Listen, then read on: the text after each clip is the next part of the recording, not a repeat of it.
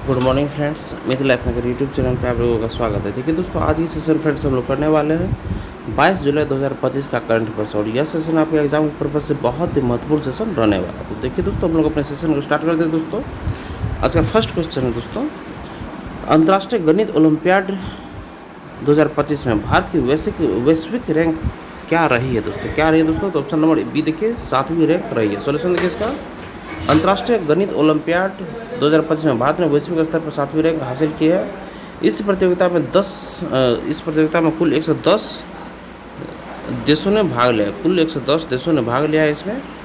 और भारत ने 3 स्वर्ण, 2 रजत और 1 कांस्य पदक जीते। भारत ने 3 स्वर्ण, 2 रजत और 1 कांस्य पदक जीते हैं। भारतीय टीम ने 252 में से 193 अंक प्राप्त कर राष्ट्रीय रिकॉर्ड बनाया। भारतीय टीम ने 252 में से 193 अंक प्राप्त कर राष्ट्रीय रिकॉर्ड बनाया। और इस प्रदर्शन में होमी भाभा विज्ञान शिक्षा केंद्र का सहयोग रहा है और टीम का मार्गदर्शन प्रोफेसर शांता लेसराम ने किया है।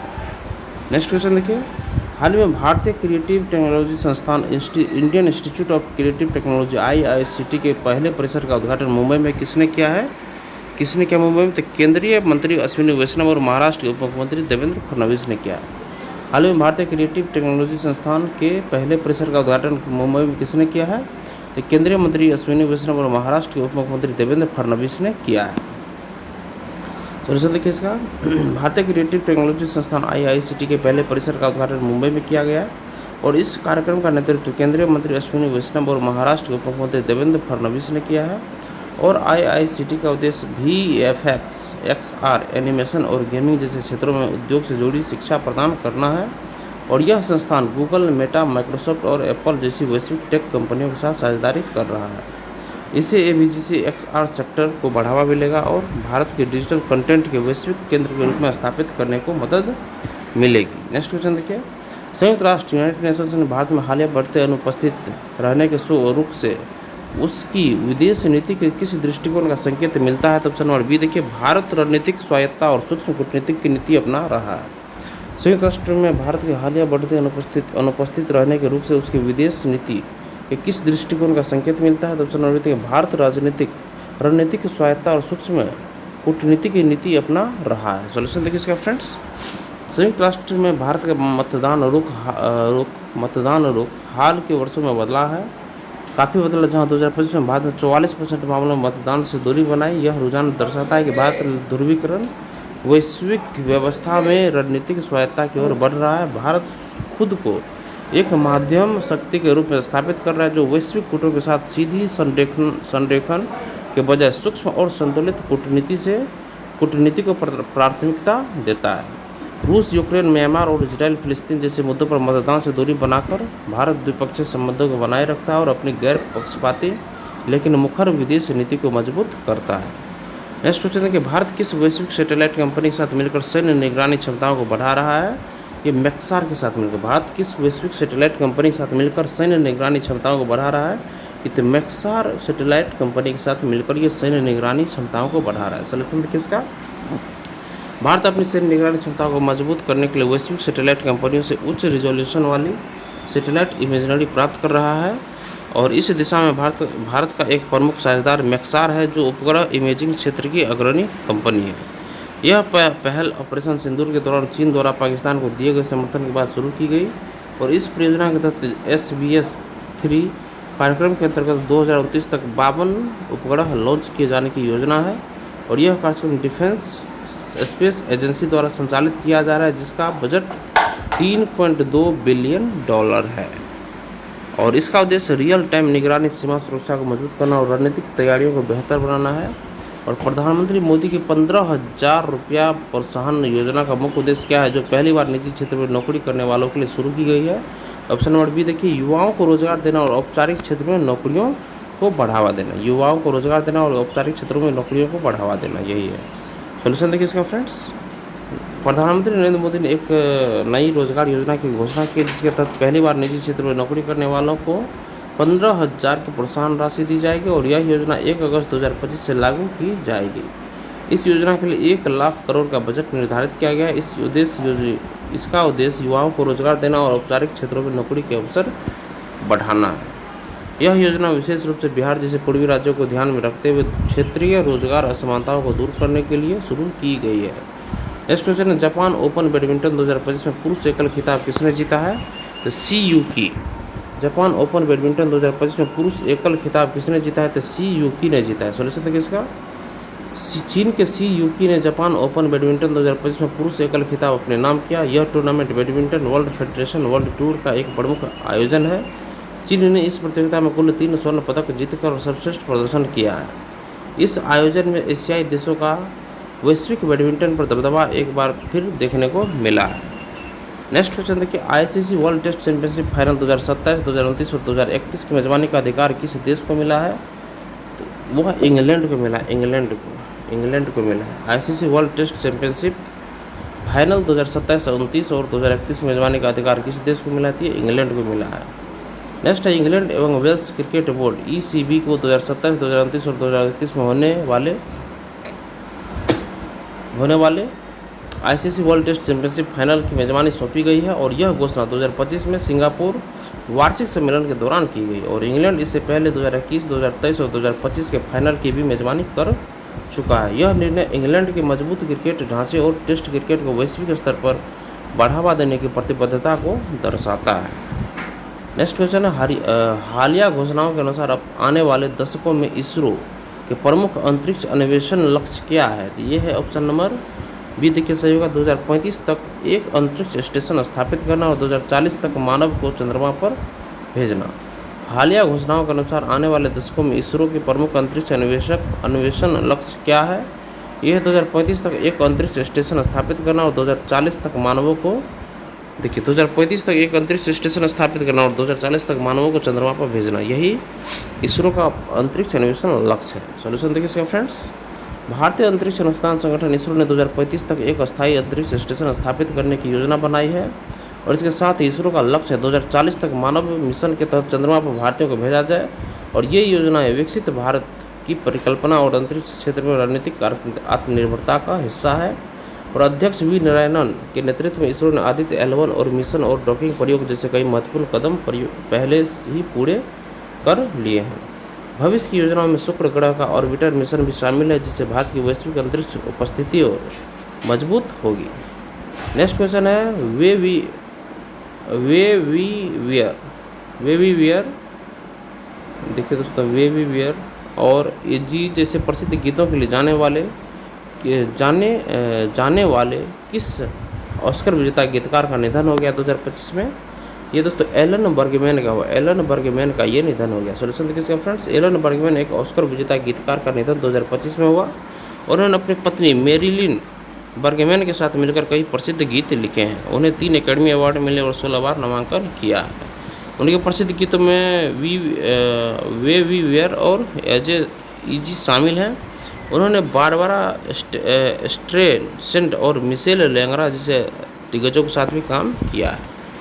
नेक्स्ट क्वेश्चन है, 2025 MRF नेशनल रेसिंग चैंपियनशिप के पहले चरण में MRF फार्मूला 2000 श्रेणी में दबदबा बनाने वाले 2 16 वर्षीय रेसर कौन थे? तो ये थे, एक देखिए अर्जुन छेरा और ईशान माथे। ऑप्शन नंबर सी सही होगा दोस्तों, अर्जुन छेरा और ईशान मादेश। अर्जुन छेरा पुणे और ईशान मादेश बेंगलुरु, दोनों 16 वर्ष के हैं। उन्होंने 2025 MRF नेशनल रेसिंग चैंपियनशिप के पहले चरण में MRF फार्मूला 2000 श्रेणी में शानदार प्रदर्शन किया है। अर्जुन ने शनिवार को रेस फर्स्ट जीती जबकि ईशान ने रविवार को रेस 2 में जीत दर्ज की। अर्जुन ने शनिवार को रेस फर्स्ट जीती और ईशान ने रविवार को रेस 2 में जीत दर्ज की। इनकी सफलता भारतीय स्पोर्ट्समैन में जेन जेट प्रतिभा के उभरते प्रभाव को दर्शाती है। नेक्स्ट है, जगदीप धनखड़ ने भारत के राष्ट्रपति के पद से उपराष्ट्रपति के पद से इस्तीफा क्यों दिया है दोस्तों? ये दोस्तों स्वास्थ्य संबंधी चिंताओं और चिकित्सकीय सलाह के कारण। सॉल्यूशन देखिए फ्रेंड्स, जगदीप धनखड़ ने भारत के उपराष्ट्रपति पद से इस्तीफा दे दिया। उन्होंने यह निर्णय स्वास्थ्य देखभाल को प्राथमिकता देने और चिकित्सकीय सलाह के आधार पर किया है। यह इस्तीफा संसद के मानसून सत्र के पहले दिन सौंपा गया। उन्होंने अपना इस्तीफा राष्ट्रपति द्रौपदी मुर्मू को सौंपा और जो संविधान के अनुच्छेद 67 के क के तहत तत्काल प्रभाव से स्वीकार किया गया है। नेक्स्ट है, लोकसभा और राज्यसभा में सांसदों ने किस न्यायाधीश को हटाने के लिए महाभियोग प्रस्ताव पेश किया है? ये न्यायमूर्ति यशवंत वर्मा को, न्यायमूर्ति यशवंत वर्मा को। लोकसभा और राज्यसभा में सांसदों ने किस न्यायाधीश को हटाने के लिए महाभियोग प्रस्ताव पेश किया थी? न्यायमूर्ति यशवंत वर्मा को। सोल्यूशन देखिए, 145 लोकसभा सांसदों ने न्यायमूर्ति यशवंत वर्मा के खिलाफ महाभियोग प्रस्ताव पर हस्ताक्षर किए हैं। यह प्रस्ताव संविधान के अनुच्छेद 124, 217 और 218 के तहत पेश किया गया है। देखिए क्या है इसमें कि लोकसभा और राज्यसभा में सांसदों ने किस न्यायाधीश को हटाने के लिए महाभियोग प्रस्ताव पेश किया है? ये न्यायमूर्ति यशवंत वर्मा को। देखिए 145 लोकसभा सांसदों ने न्यायमूर्ति यशवंत वर्मा के खिलाफ महाभियोग प्रस्ताव पर हस्ताक्षर किए हैं। यह प्रस्ताव संविधान के अनुच्छेद 124, 217 और 218 के तहत पेश किया गया और इस प्रस्ताव को Bhajpa, Congress, TDP, JDU, JDS, Janasena party, AGP, Shivsena, Shinde गुट और भाकपा जैसे विभिन्न दलों के सांसदों का समर्थन मिला है और प्रमुख हस्ताक्षरकर्ता में अनुराग सिंह ठाकुर, रविशंकर प्रसाद, राजीव प्रताप रूडी, राहुल गांधी और सुप्रिया सुले शामिल। राज्यसभा के सभापति जगदीप धनखड़ ने पुष्टि की उन्हें 50 से अधिक राज्यसभा सांसदों द्वारा हस्ताक्षरित एक समान प्रस्ताव प्राप्त हुआ है। यह महाभियोग न्यायमूर्ति यशवंत वर्मा के आवास से नकदी बरामदगी से जुड़ा है, दोस्तों। नेक्स्ट क्वेश्चन देखिए फ्रेंड्स, हाल ही में महाराष्ट्र सरकार ने सार्वजनिक नीति शिक्षा को बढ़ावा देने और रचनात्मक क्षेत्र में कुशल कार्यबल तैयार करने के लिए किन 2 संस्थाओं के साथ समझौता ज्ञापन पर हस्ताक्षर किया दोस्तों? ऑप्शन नंबर बी देखिए, IIT बॉम्बे और film and television institute of India. दोस्तों हाल में महाराष्ट्र सरकार ने सार्वजनिक नीति शिक्षा को बढ़ावा देने और रचनात्मक क्षेत्र में कुशल कार्यबल तैयार करने के लिए किन 2 संस्थाओं के साथ समझौता ज्ञापन पर हस्ताक्षर किए गए दोस्तों? ये IIT बॉम्बे और film and television institute of India. Next question देखिए फ्रेंड्स, नेक्स्ट सोल्यूशन इसका देखिए, महाराष्ट्र सरकार ने मुख्यमंत्री फेलोशिप कार्यक्रम के तहत IIT बॉम्बे के साथ सार्वजनिक नीति में प्रमाण पत्र पाठ्यक्रम शुरू करने के लिए समझौता ज्ञापन पर हस्ताक्षर किए हैं और इस पाठ्यक्रम में 20 दिन की कक्षा प्रशिक्षण, 90 घंटे की ऑनलाइन शिक्षा और विशेषज्ञों के साथ संवाद शामिल है। यह फेलोशिप कार्यक्रम 2015 से चल रहा है और अब इसे जिला स्तर तक विस्तारित किया गया है। दूसरा समझौता film and television institute of India Pune के साथ किया गया, जिसका उद्देश्य रचनात्मक अर्थव्यवस्था के लिए कुशल कार्यबल तैयार करना है और इस सहयोग के तहत फिल्म और मीडिया क्षेत्र में प्रशिक्षण और प्रमाणन दिया जाएगा, विशेष रूप से ग्रामीण युवाओं को ध्यान में रखते हुए। अब देखिए दोस्तों, आज हम अपने सेशन को फ्रेंड्स यहीं पे ख़त्म कर देते दोस्तों। सेशन अगर आप लोगों को पसंद आए दोस्तों तो सेशन को आप लोग एक लाइक ज़रूर कर दीजिएगा दोस्तों और चैनल सब्सक्राइब कर लीजिए फ्रेंड्स। लेटेस्ट इन्फॉर्मेशन पाने के लिए बेल आइकन के बटन को आप लोग जरूर दबा लीजिएगा। ठीक है दोस्तों, एक बार फिर से हम रिवीजन कर लेते हैं टोटल क्वेश्चन दोस्तों। अंतर्राष्ट्रीय गणित ओलंपियाड 2025 में भारत की वैश्विक रैंक क्या रही है दोस्तों? तो ये 7वीं रैंक रही है। नेक्स्ट है, हाल ही में भारतीय क्रिएटिव टेक्नोलॉजी संस्थान के पहले परिसर का उद्घाटन मुंबई में किसने किया है दोस्तों? तो ये केंद्रीय मंत्री अश्विनी वैष्णव और महाराष्ट्र के उप मुख्यमंत्री देवेंद्र फडणवीस ने किया है दोस्तों। नेक्स्ट क्वेश्चन देखिए फ्रेंड्स, संयुक्त राष्ट्र में भारत की हालिया बढ़ते अनुपस्थित रहने के रूप में उसके विदेश नीति के किस दृष्टिकोण का संकेत मिला है दोस्तों? ऑप्शन नंबर बी देखिए, भारत रणनीतिक स्वायत्तता और सूक्ष्म कूटनीति की नीति अपना रहा है। नेक्स्ट क्वेश्चन देखिए, भारत किस वैश्विक सैटेलाइट कंपनी के साथ मिलकर सैन्य निगरानी क्षमताओं को बढ़ा रहा है? ये मैक्सार के साथ मिलकर बढ़ा रहा है। नेक्स्ट क्वेश्चन देखिए, प्रधानमंत्री मोदी की 15,000 प्रोत्साहन योजना का मुख्य उद्देश्य क्या है, जो पहली बार निजी क्षेत्र में नौकरी करने वालों के लिए शुरू की गई है? ऑप्शन नंबर बी, युवाओं को रोजगार देना और औपचारिक क्षेत्र में नौकरियों को बढ़ावा देना। नेक्स्ट क्वेश्चन है, जापान ओपन बैडमिंटन 2025 में पुरुष एकल खिताब किसने जीता है? CUK ने जीता दोस्तों, CUK ने जीता है। नेक्स्ट है, ICC World Test Championship final 2027, 2029 और 2031 की मेजबानी का अधिकार किस देश को मिला है? यह मेजबानी का अधिकार इंग्लैंड देश को मिला है। नेक्स्ट है, हालिया घोषणाओं के अनुसार आने वाले दशकों में इसरो के प्रमुख अंतरिक्ष अन्वेषण लक्ष्य क्या है? तो ये है 2035 तक अंतरिक्ष स्टेशन स्थापित करना और उसके बाद 2040 तक मानव को चंद्रमा पर भेजना। नेक्स्ट है, वे वी वेयर एजी जैसे प्रसिद्ध गीतों के लिए जाने वाले किस ऑस्कर विजेता गीतकार का निधन 2025 में हुआ है? ये एलन बर्गमैन का हुआ है। नेक्स्ट है, 2025 MRF नेशनल रेसिंग चैंपियनशिप के पहले चरण में MRF फार्मूला 2000 श्रेणी में दबदबा बनाने वाले 2 16 वर्षीय रेसर कौन थे? तो ये ऑप्शन नंबर देखिए फ्रेंड्स, सी अर्जुन छेरा और ईशान मादेश थे। नेक्स्ट है, जगदीप धनखड़ ने भारत के उपराष्ट्रपति पद से इस्तीफा क्यों दिया? ये स्वास्थ्य संबंधी चिंताओं और चिकित्सकीय सलाह के कारण दिया है।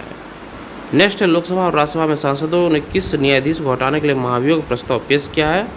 न्यायमूर्ति यशवंत वर्मा को दोस्तों, न्यायमूर्ति यशवंत वर्मा को। नेक्स्ट क्वेश्चन देखिए फ्रेंड्स, हाल ही में महाराष्ट्र सरकार ने सार्वजनिक वित्तीय शिक्षा को बढ़ावा देने और रचनात्मक क्षेत्र में कुशल कार्यबल तैयार करने के लिए किन दो संस्थानों के साथ समझौता ज्ञापन पर हस्ताक्षर किए हैं? तो ये IIT बॉम्बे और film and television institute of India के साथ। और देखिए दोस्तों, सेशन देखने का धन्यवाद दोस्तों, आपका दिन शुभ हो।